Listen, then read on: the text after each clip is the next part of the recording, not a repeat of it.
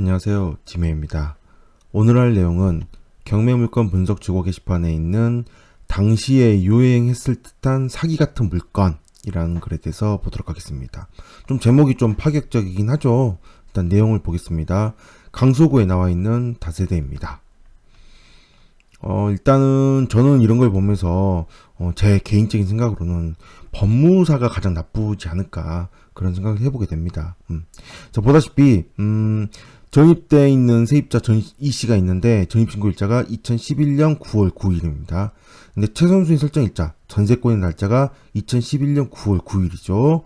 그리고 등기부를 띄워보면 전세권 설정일자가 2011년 9월 9일이고요. 근저당 설정일자가 2011년 9월 9일입니다. 자, 보다시피 하나, 둘, 세 개 날짜가 전부 다 같죠. 이게 그냥 어떻게 우연의 일치로 이렇게 될 수가 있는 게 아닙니다. 자, 보시면 아시겠지만 전세권 설정의 접수 일자가 보이죠? 접수 일자가. 그 다음에 근저당 설정의 접수 일자가 보입니다. 54237, 그 다음에 54238호입니다.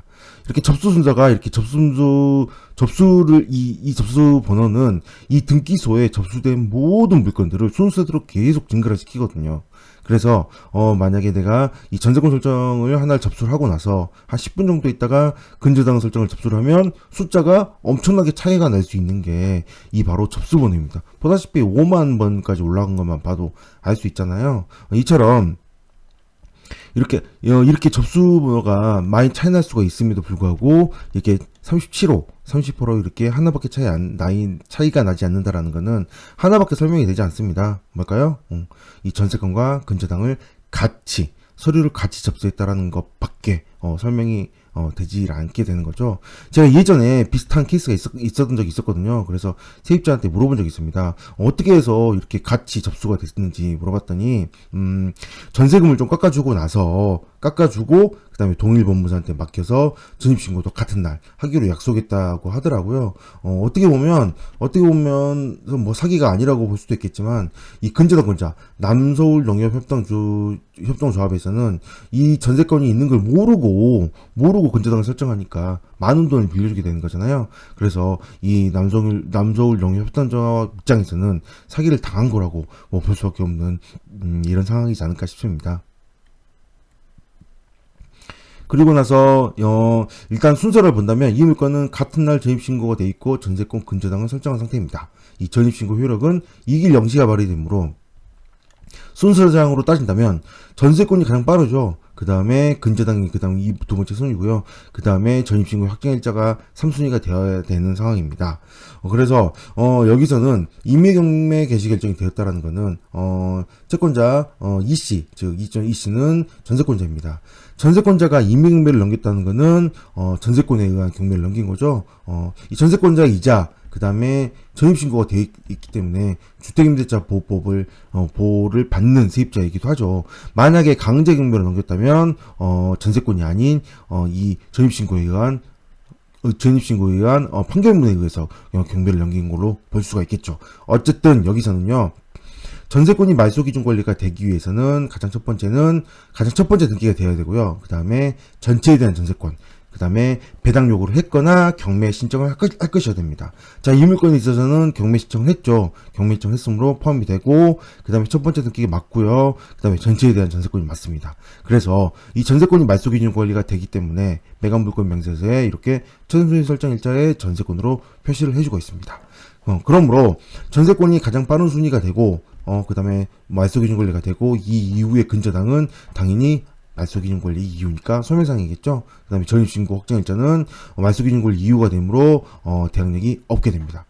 그래서 전세권이 가장 먼저 순위인데요. 전세권 금액은 얼마인가요? 5천만 원입니다. 자, 전세권의 특징은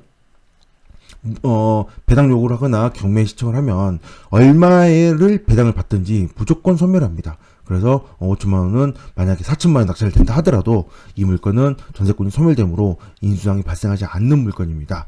물론 이 물건의 감정가가 1억 1천이므로 5천만 원 이하로 낙찰될 일은 없겠죠. 그러니까 특별히 문제가 안 되는 물건입니다. 자, 근데 제가 왜 제목에다가 당시에 유행했을 사기 같은 물건이라고 써놓은 이유는 바로 여기서 나옵니다. 자, 여기에 나왔는데요. 먼저 소유권 이전을 제청했습니다. 당시에 원래 8,800만 원이었고요. 2007년도에 8,800만 원이었는데 2008년도에 9,700만 원으로 소유권 이전했는데요. 자, 여기서입니다. 2011년 9월 9일 날 이전을 했는데요. 보다시피 금액이 확 뛰었습니다. 확 뛰었고 1억 7천만 원이죠. 9,700만 원에서 1억 7천만 원 집값이 이렇게 오를 수 있을까요? 이게 쉽지 않습니다. 이게 말이 안 되는 얘기인 거죠. 2011년 9월 9일. 자, 밑에 보시면 54236호입니다. 자, 보다시피 54236, 그 다음 54237, 54238. 즉, 소유권 이전과 전세권 설정과 근저당 설정을 한꺼번에 제출한 거죠. 한꺼번에 제출했기 때문에, 이렇게 1억 7천만 원이라는 거래가액을 만들면서, 당연히 어떻게 됐을까요? 최대한 제가 보기에는 최대한 대출을 많이 받기 위한 방법을 쓰지 않았을까 싶습니다. 즉 전세권 설정으로 5천만 원을 가져왔고요. 그 다음에 근저당으로 9,540만 원, 약 한 9천만 원 정도 되겠죠. 그럼 이거 두 개만 합치면 벌써 1억 4천만 원입니다. 그러나 이 물건의 그 전에 시세를 본다면 9,700, 8,800 이 정도 시세일 겁니다. 그래서 이 정도 시세인데도 불구하고 이렇게 1억 7천만 원이라는 거래가액을 업계약서, 제가 보기엔 업계약서로 보이는데요. 업계약서를 만들면서 이렇게 좀 뭐랄까 대출도 많이 받고 전세권 금액까지 땡긴 거죠. 자, 보다시피 이 소유권 이전하신 선씨는요 91년생입니다. 91년생. 당시에 2011년도 당시의 나이는 21살인데 21살에 이렇게 큰 거래를 하면서 이 5천만 원, 전세권 5천만 원까지 같이 넣은 거죠. 즉 이 집을 사면서 결국 뭐예요? 돈을 하나도 들이지 않고 집을 사면서 약 한 5천만 원 정도 남게 되는 그런 상황이 되게 됩니다. 물론 명의는 가져왔지만 5천만 원의 현찰이 생긴 거죠. 만약에 이 물건을 이거 하나만 한 게 아니라 당시 한 10개 정도 했다면 어떻게 될까요? 그냥 5억이라는 금액을 가져오게 되는 그런 아이러니한 상황이 되는 거죠. 물론 명의야 다음에는 뭐 명의를 버려버리든지 뭐 하든지 그건 뭐 이 사람들이 뭐 그것까지 고려를 했겠어요?